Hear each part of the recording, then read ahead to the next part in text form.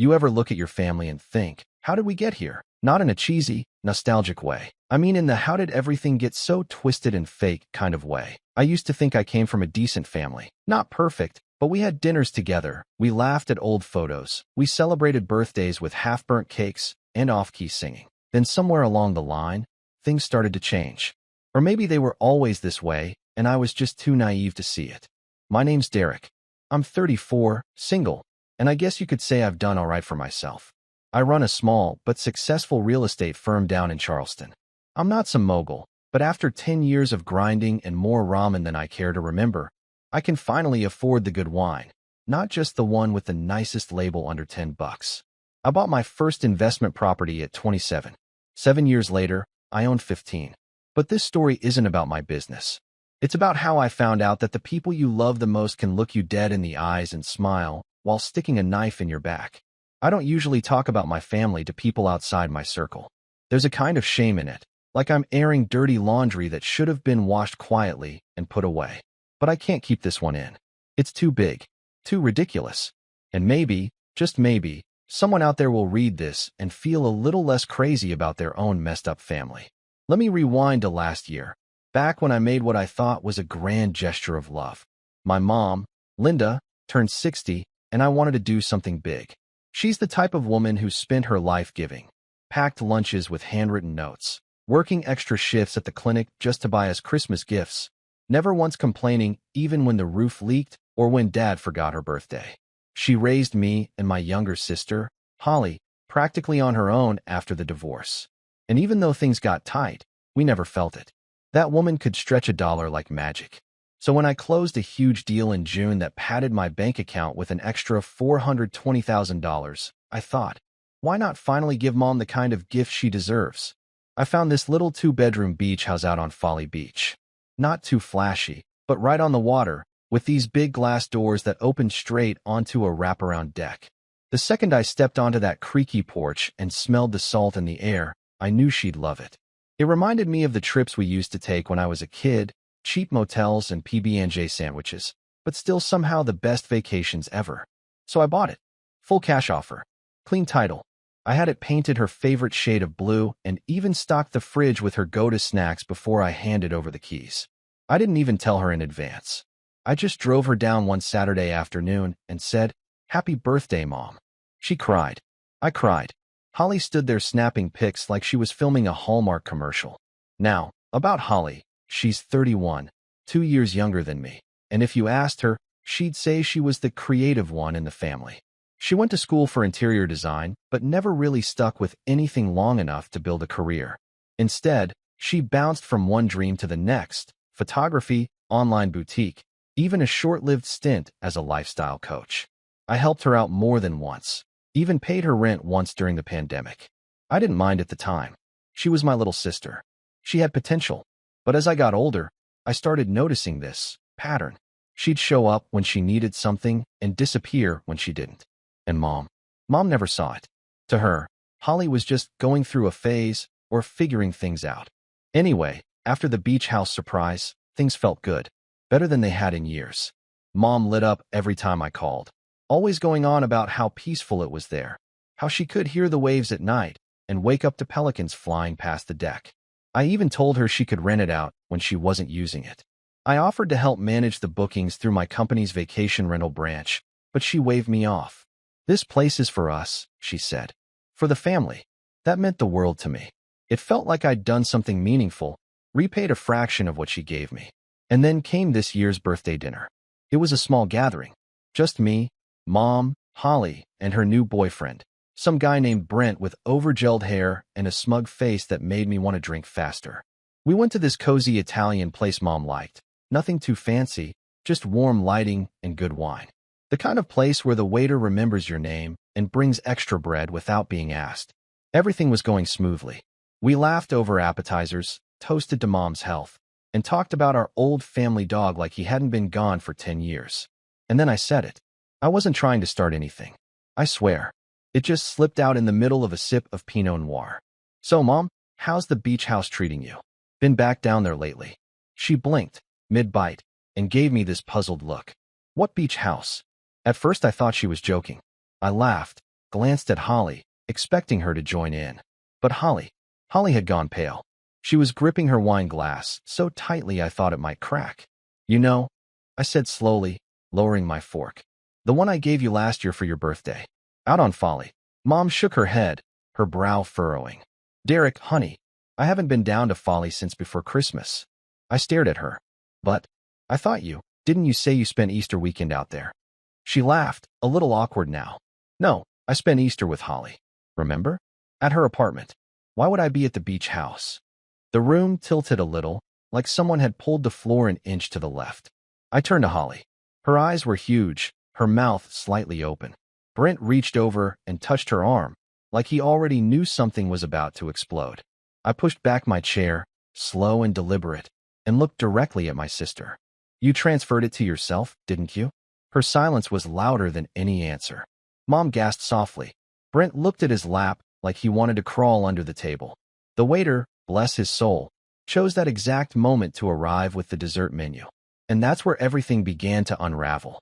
Part of me hoped she'd laugh, that she'd roll her eyes, call me dramatic, and explain it all away with some kind of misunderstanding. A paperwork mix-up, a legal technicality, even some surprise renovation project she wanted to keep under wraps until it was finished. I could have lived with that. Maybe not happily, but I could have lived with it. But she didn't say a word. Holly just sat there, frozen, like a rabbit caught in a car's headlights, except the car was me, and the road was my mother's birthday dinner. Her silence was an answer, a loud, deafening, gut-wrenching answer. Mom's face slowly changed, from confusion to concern, to something sharper. I could practically see her connecting the dots in real time, that maternal intuition kicking in like a sudden jolt. Holly, she said softly, turning toward her. What's Derek talking about? Still nothing. Brent squeezed Holly's wrist and whispered something, probably telling her to say something, anything, but her mouth wouldn't move. I looked between them, heart thudding against my ribs like it was trying to punch its way out. And then I made the mistake of pulling out my phone. I'd never shown Mom the paperwork before. Why would I? I trusted my family. But I had a digital copy of the property deed saved in my files, just in case. And right there, bold and indisputable, was the name of the legal owner. Holly Elaine Parker. I didn't look up when I handed the phone across the table. I just held it out for Mom. I didn't want to see the look on her face when she read it. Oh my God, she whispered after a few seconds.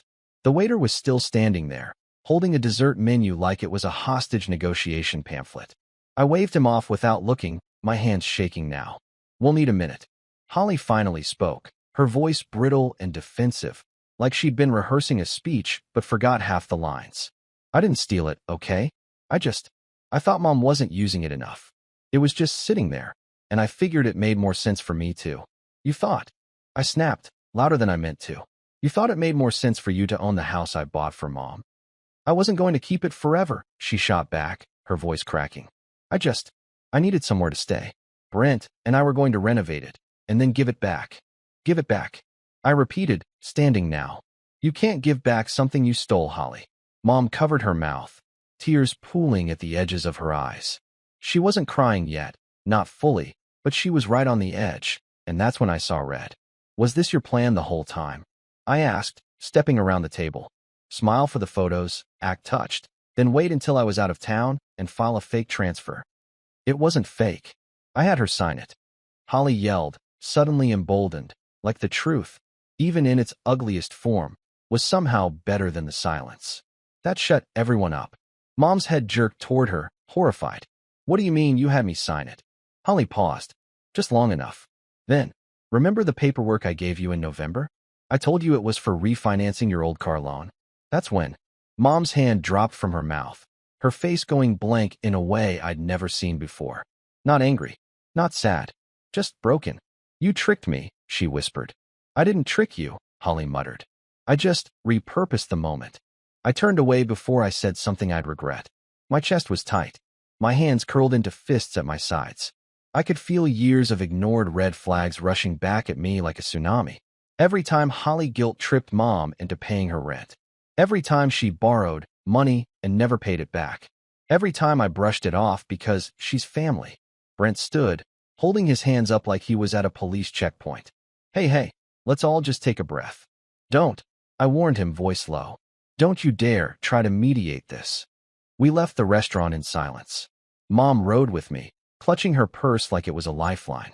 Holly and Brent drove off in his overpriced Jeep, which, I now realized, probably had something to do with that beach house renovation she mentioned.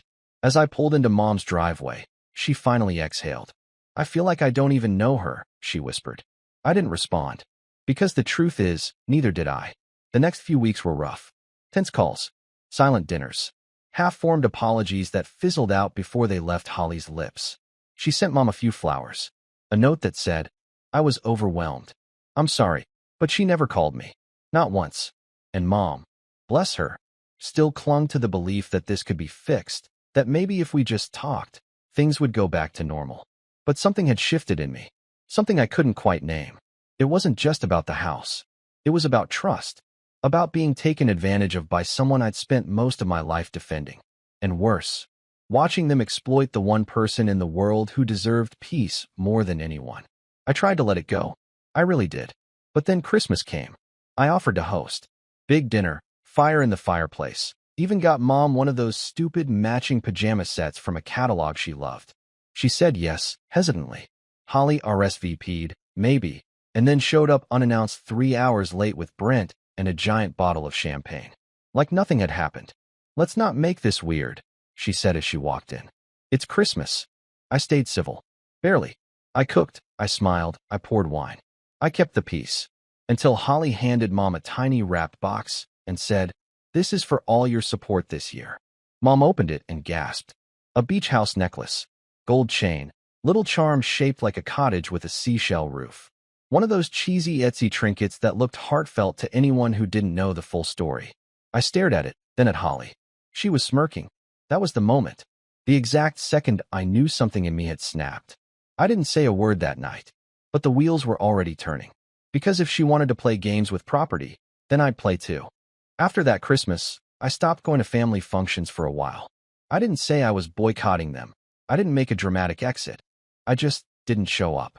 When Mom called to ask if I was coming to Holly's engagement dinner in March, I told her I had a business trip. When she asked about Easter brunch, I said I had a bad cold. Both were lies. I just couldn't bring myself to sit across the table from a woman who smiled while robbing her own family blind. But isolation is a funny thing. At first, it feels like a defense mechanism, like you're keeping your sanity safe behind locked doors. Then it turns into loneliness. And then shame. I started second-guessing everything. How did I not see it coming? How many times had I enabled Holly just to keep the peace? Was I some kind of sucker for thinking blood meant loyalty? I threw myself into work, not out of some noble hustle mentality, just because it was easier than thinking. I stopped answering texts that weren't about properties or contracts. I stopped going to the beach entirely, even though I still had a few rental units out there. Every time I saw the ocean, I thought about the house. About the look on my mom's face when she realized her daughter had stolen her birthday gift and used her trust like currency. And I'll admit something here I haven't even told my friends. For a while, I wasn't okay. The worst part was how it all made me feel about myself. I kept replaying it, wondering what I could have done differently. Should I have sat Holly down years ago and given her a reality check? Should I have told Mom to stop bailing her out? Was I so desperate to be the good son that I let my sister become this entitled, manipulative version of herself? I started seeing a therapist. Her name was Rachel, and she didn't pull punches. She told me something during one of our early sessions that stuck with me. You're grieving the version of your family you thought you had. But now that the mask is off, you get to decide who's in your life and on what terms. That line hit me harder than I expected. I'd always been the fixer, the guy who stepped in, calmed things down, smoothed it over. But that version of me was tired. He'd been used up. So I started rebuilding, not just my relationships, but myself. First, I took a long, honest look at my business. I realized I'd been coasting, using my past success as a shield. I had a decent portfolio, but I hadn't expanded in nearly a year. I started attending real estate conferences again, reached out to old contacts, got serious about vacation rental partnerships. Within 3 months, I secured 2 new beachfront investment properties and restructured my company to include an in-house design team. Ironically, what Holly pretended to do, renovate and decorate, I now had actual professionals doing under my own umbrella. Next, I started nurturing relationships that actually gave me something back. I reconnected with my college buddy Marcus, a contractor who used to flip homes with me before he moved to Atlanta. We started doing small projects together again. One night, over beers, he said, "You've got this new edge to you, man. Like you've stopped trying to be the guy everyone leans on." I hadn't noticed it, but maybe he was right. I also began spending more time with my mom, on my terms. No more group dinners. No more, "Let's invite Holly and see if she shows." Just me and her. I took her out to lunch once a week. We started walking the pier together again, something we hadn't done since I was a teenager. Slowly, her spark came back. She started talking about getting a dog, asked me for help setting up her new iPad. We even started watching true crime documentaries together on Sundays. It felt like home. Not perfect, but real. I never brought up the house. Neither did she. I think we both knew it wasn't just about property. It was about betrayal, and neither of us was ready to poke that wound again. But Holly? She didn't stop. Over the next few months, she went full Pinterest princess on the beach house. I knew because she started posting about it. First, it was subtle. "Can't believe I get to wake up to this view every morning. #grateful #beach vibes." Then it got bolder. "Nothing like coffee on my porch.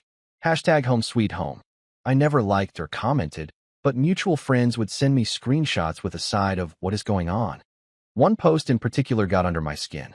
It was a reel of her showing off a full renovation, before and after shots, dramatic music, Holly doing twirls in the newly decorated living room like it was an HGTV audition. The caption read, "Hard work pays off." Hard work. She'd never even swung a hammer. That's when I knew I wasn't just angry anymore. I was done. Because here's the thing. I'd spent my whole life believing that family meant automatic forgiveness. That you're supposed to look the other way, swallow your pride, and keep the peace. But what if keeping the peace just meant handing your dignity over to someone who'd sell it for throw pillows and Instagram clout? That was the fall. But here's the rise. One morning in late June, I was sitting in my office reviewing a property transfer packet when I noticed something strange. A legal form almost identical to the one Holly had used to steal the beach house.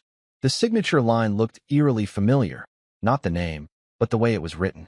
Slanted, overly neat, like someone had been trying too hard to copy a signature. That's when I remembered something. Back in November, right before Holly repurposed those forms, Mom had broken her wrist in a fall. It was a clean fracture, but she'd been in a brace for 6 weeks. She hadn't signed anything during that time. I called her immediately. "Mom," I asked, "do you remember when you signed the beach house over to Holly?" There was a long pause. Then, "I don't remember signing anything. Not when I had the brace on." And just like that, a cold clarity snapped into place. I had a hunch. A dangerous one. I pulled up the documents Holly had filed with the county. Zoomed in on the signature line. It was clean. Perfect cursive. Not a hint of a shake or smudge.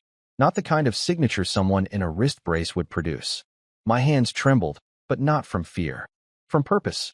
Because maybe, just maybe, this wasn't over. Maybe I wasn't just rebuilding my life. Maybe I was laying the foundation for something bigger. And if Holly thought she was the only one who could play the long game, she was about to learn just how patient I could be. I didn't sleep that night. I lay in bed, staring at the ceiling, replaying every interaction I'd ever had with Holly that suddenly made more sense. Every favor she'd ever asked for, every time she'd weaponized guilt, every time she'd said something like, "You're lucky you're the smart one. I had to rely on charm." I used to laugh at that. Now it made me sick. If my mother had a broken wrist at the time that transfer was supposedly signed, and if that signature was a perfect match for her uninjured handwriting, then Holly hadn't repurposed anything. She had forged our mother's signature. And that wasn't just manipulation. That was fraud. And I was going to prove it. But I wasn't going to storm in with lawyers and threats. Not yet. That's what Holly expected from me. Big emotions, public scenes, a dramatic confrontation she could twist into a sob story for her friends. No, this had to be quiet. Methodical. I wasn't interested in yelling anymore. I wanted consequences. The first step was confirmation. I called Mom the next morning and asked her, gently, if she'd be willing to come with me to a notary public and sign her name for comparison. She hesitated. "Are you planning to sue her?" she asked, her voice thin, like she already knew the answer. "I'm planning to find the truth," I said. "And whatever that leads to, I'll handle it." You won't be involved unless you want to be. To her credit, she didn't press me further. She agreed. We met at the office of a woman I knew from previous closings, Karen, a notary I trusted. I explained what I needed. 3 sample signatures, all dated and witnessed. Mom signed them with her newly healed hand, and Karen confirmed what I already suspected. The signature on the property transfer Holly filed? It didn't match. It looks like someone trying to copy her writing, Karen said. But this one's practiced, not organic. That was the confirmation I needed. Step 2 was gathering everything I could on the transfer itself. Luckily, since I worked in real estate, I had access to tools and contacts that most people didn't. I pulled the recorded deed, the witness signatures, the date of notarization, the name of the notary listed, Marissa L. Dunham. I didn't recognize it, so I tracked her down. She wasn't hard to find. She had a small mobile notary business and still kept an active website. I sent a polite email requesting confirmation that she had personally notarized a deed transfer in November for a Linda Parker. I didn't mention anything else. Her reply came later that day. Hi, Derek. Thanks for reaching out. I'm afraid I don't have a record of notarizing a deed for a Linda Parker in November. I double-checked my logs for the entire month, nothing under that name. If you have a copy of the document, I'd be happy to take a look and confirm whether the notary stamp is mine. Best. Marissa. I sent her the scan. Within 30 minutes, she called me. That's not my seal, she said. The signature's forged, and the stamp number isn't mine either. I'm going to have to report this to the state. My heart was pounding in my chest, but I kept my voice steady. Thank you for confirming. I'll be reporting it as well. Now, I had 2 pillars, a forged signature and a forged notary seal. This wasn't just a civil issue anymore. This was criminal. I didn't go straight to the police. Not yet. I wanted to build this airtight. I called a friend of mine, David Lynn, a real estate attorney who owed me a favor from a complicated deal 2 years ago. I laid it all out. The house, the gift to my mother, the suspicious transfer, the forged documents. He didn't blink. You've got enough to start something. But if you're serious about pressing charges, I'd recommend documenting every step. Every email, every screenshot, every post she made bragging about the property. Judges eat that stuff up. So that's what I did. I started collecting everything. Screenshots of Holly's Instagram posts where she claimed she owned her own home now. Comments where she thanked friends for complimenting her hard work. Even DMs she sent to acquaintances about building equity. I went through the property tax history and saw that she'd changed the billing address to hers without notifying the previous owner, which, according to city code, had to be done through proper channels. Another violation. Then I dug deeper. I remembered something about the utilities. When I gifted the house to Mom, everything had been set up in my name initially, and I'd helped Mom transfer the electric and water to her. I had the receipts. But when I called the utility company now, pretending to be doing a service check, they confirmed that the current account holder wasn't Linda Parker. It was Holly. No official transfer. Just overwritten. I started to feel less like a brother and more like an investigator. A quiet storm began building in me. It wasn't loud, it wasn't explosive, it was slow and cold and inevitable. For every file I added to my folder, for every screenshot, I felt the weight of years of being manipulated melt away. She had used our mother's trust as a weapon. She had used my silence as a shield. And now, she was going to learn that some people don't stay silent forever. I kept everything under wraps for another 2 months. Didn't mention a word to Mom. Didn't confront Holly. I even liked one of her Instagram posts to keep her off the scent. During that time, I met with David twice. Once to review a possible civil suit. The second time to discuss criminal fraud and forgery charges, if I decided to press forward. He explained the difference, the possible outcomes, the risks. I nodded through it all, not yet saying which path I'd take. But I was leaning. The final piece fell into place in early September. It was Holly's engagement party. Not the official one, just a small get-together with close friends and family. Mom had been invited. I hadn't. But Mom, bless her, texted me the location anyway and added, "Would love if you just dropped by. No drama, I promise." I almost didn't go, but something in me said, show up. So I did. I wore a sharp navy suit. Not overdressed, but just enough to look like I had somewhere more important to be. When I walked into the rental hall, all pastel tablecloths and cheap fairy lights, I spotted Holly at the center of a group, champagne flute in hand, laughing like her world was perfect. She saw me. Her smile froze for half a second, then returned, plastic and strained. Derek, she said a little too loudly. I didn't know you were coming. I was in the neighborhood, I said. Figured I'd say hi. Mom beamed at me from the buffet line, clearly thrilled that I'd come. I gave her a nod. She didn't know what I was about to do. Not yet. I stayed for 20 minutes. Just enough time to shake hands, smile politely, and observe. Then, when things were quiet, I approached Holly at the bar. Hey, I said casually, swirling the ice in my club soda. Quick question. She looked up, guarded. What? That notary you used for the house transfer, Marissa Dunham? What was she like? Holly blinked. She was fine. What? I shrugged. Just curious. I spoke to her last week. She says she never met you. Her hand tightened on her glass. Oh, and the signature? The one you said Mom signed in November? She was in a brace then. Couldn't have written a grocery list, let alone a deed. She opened her mouth, but I held up a finger. Don't bother. I'm not here to fight. I just wanted you to know. I know. And soon, the law will too. She paled. Visibly. I leaned in closer. You should start thinking about what story you'll tell your fiancé when this all comes out. Because it will. And it's not going to be on Instagram. It's going to be in court. I walked out before she could respond. Didn't even look back. By the time I got to my car, my phone buzzed with a text from her. What are you doing? I didn't reply. Because I wasn't doing anything. Not yet. But the setup was complete. And the revenge? It was coming. She didn't respond to my silence with silence. No, Holly did what she always did. She panicked, then postured. The next day, I woke up to a string of texts. The first few were defensive. You're being overdramatic. You gave up your right to that house the moment you handed it to Mom. This is family stuff, not legal stuff. You're blowing it way out of proportion. But by evening, she had switched to threats. If you try anything, you're just going to ruin Mom's peace. Don't forget, she signed it. That's what matters. You'll look like the bitter brother trying to sue his sister. You sure you want to take this public? It almost made me laugh. She had no idea I'd been building a case for 3 months. That while she was posting sea glass photos and brunch selfies in my beach house, I was quietly constructing a legal fortress around her lies. So, the next morning, I executed phase 1. I filed a formal fraud report with the county clerk. Attached were notarized handwriting samples from Mom, a sworn affidavit from the notary whose seal had been forged, utility records, tax documents, and dozens of Holly's social media posts where she claimed ownership of a home she'd stolen. I wasn't bluffing. I didn't want an apology. I wanted accountability. Within 10 business days, the county opened an investigation. 3 weeks after that, a forensic handwriting analyst retained by the county concluded what I already knew. The deed signature didn't match Mom's documented handwriting from the time. That triggered the next step.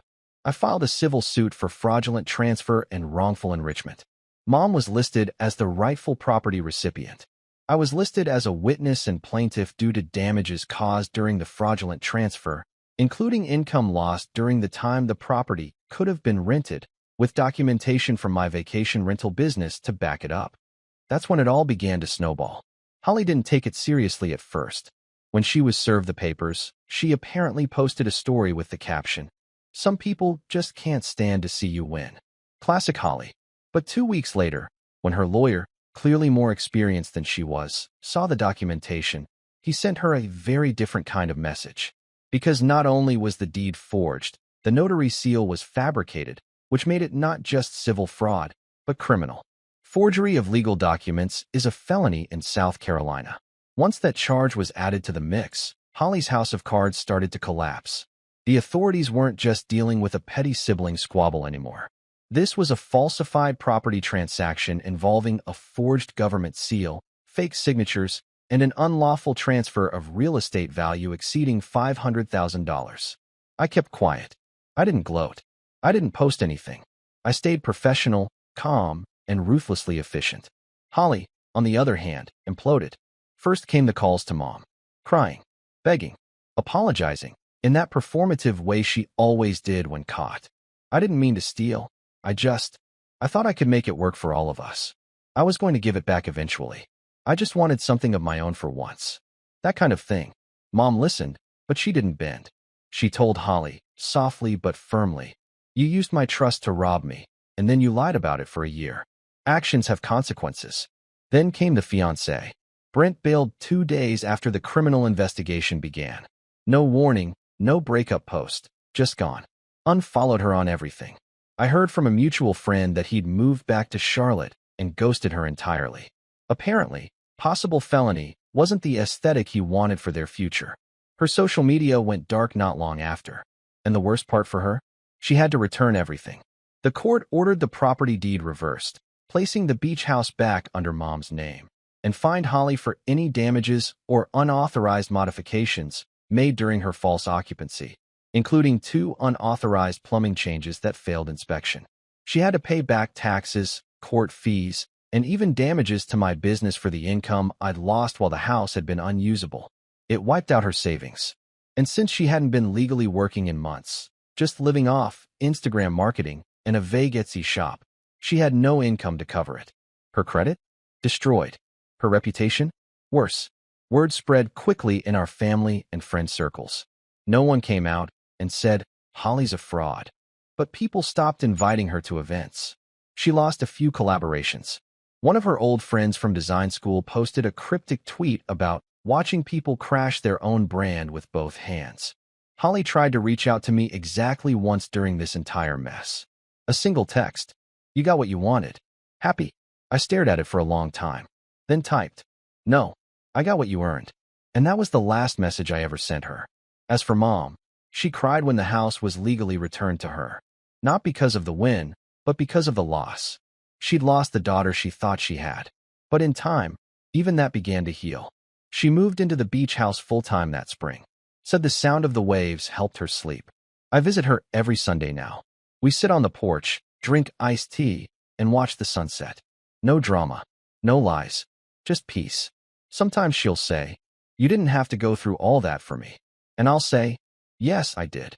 Because love isn't silence. Love is action. And sometimes, the most loving thing you can do is draw a line in the sand and hold it. For me, the revenge wasn't loud. It wasn't flashy. It was quiet. Calculated. Just. And as I watched Holly pack up her things under court supervision, forced to leave the house she stole, I didn't feel triumphant. I felt free. Because I finally stopped trying to fix someone who didn't want to be fixed. And I took back what should have never been stolen.